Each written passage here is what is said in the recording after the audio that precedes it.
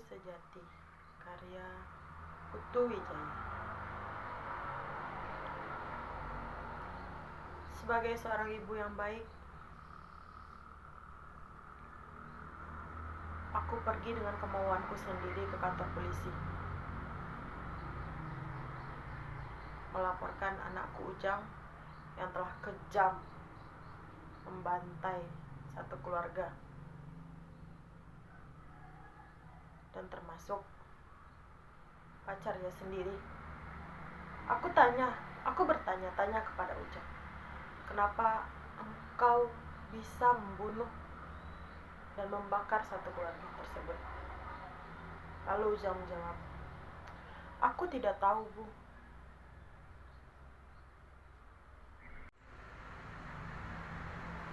Aku berharap dengan jujurnya pengadilan bisa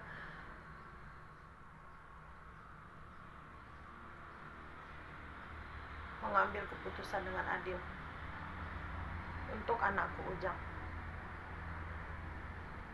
Siapa lagi yang berhak untuk melaporkan anak selain dari ibu kandungnya sendiri?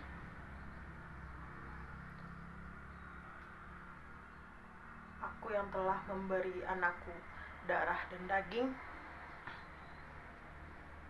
sampai hati. Dia berperilaku sekeji itu. Aku berharap pengadilan bisa memberi keadilan terhadap orang yang sudah jujur.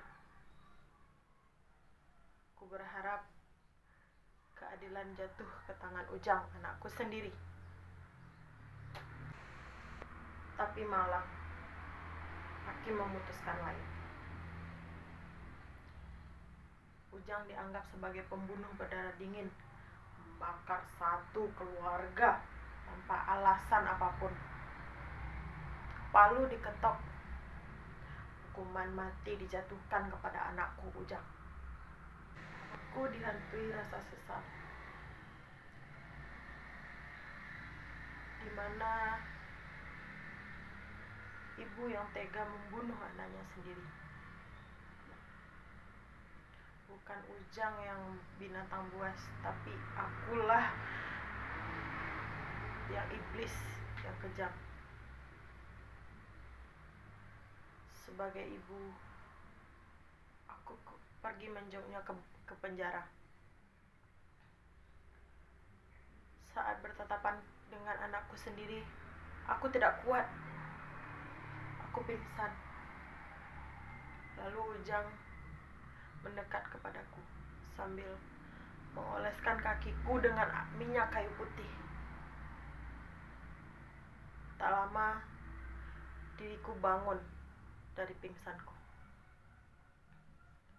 dan dia berkata,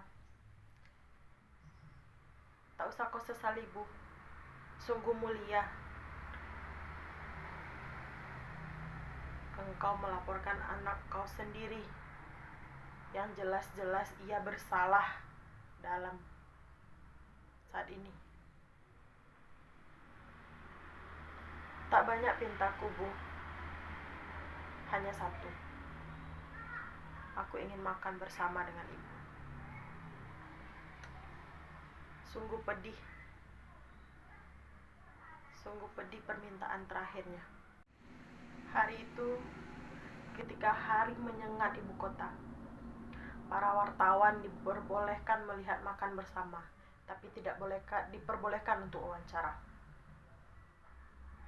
100 kali aku mengunyah makanan, tapi tidak mampu untuk menelannya.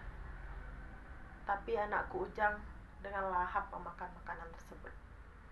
Ketika pulang ke rumah, aku tak mampu. Aku terjatuh di depan pintu. Tak ada seorang tetangga pun yang mau membantuku. Tetangga pun mengumpat. Ibuku seperti apa aku? Tak lama setelah itu, bunyi pentungan orang ronda pun terdengar. Aku melihat jam. Ternyata sudah jam 4 pagi. Disitulah hari terakhir anakku diperbolehkan sholat. Tak ada waktu untuk menyeberangi ibu kota untuk melihat eksekusi mati anakku. Aku mengambil stagen dan ingin bergantung diri di dalam kamar mandi.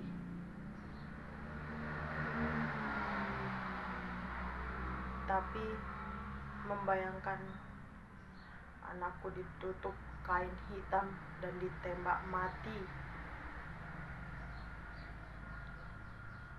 Ternyata penembakan itu dibatalkan.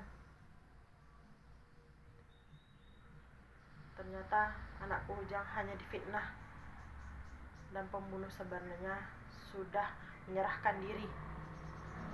Dan anakku Ujang dibebaskan. Dia pun berlari dari kecil sampai ke rumah dan dia pun membeli sejadah untuk kado untuk ibu. Jakarta, Desember 2015.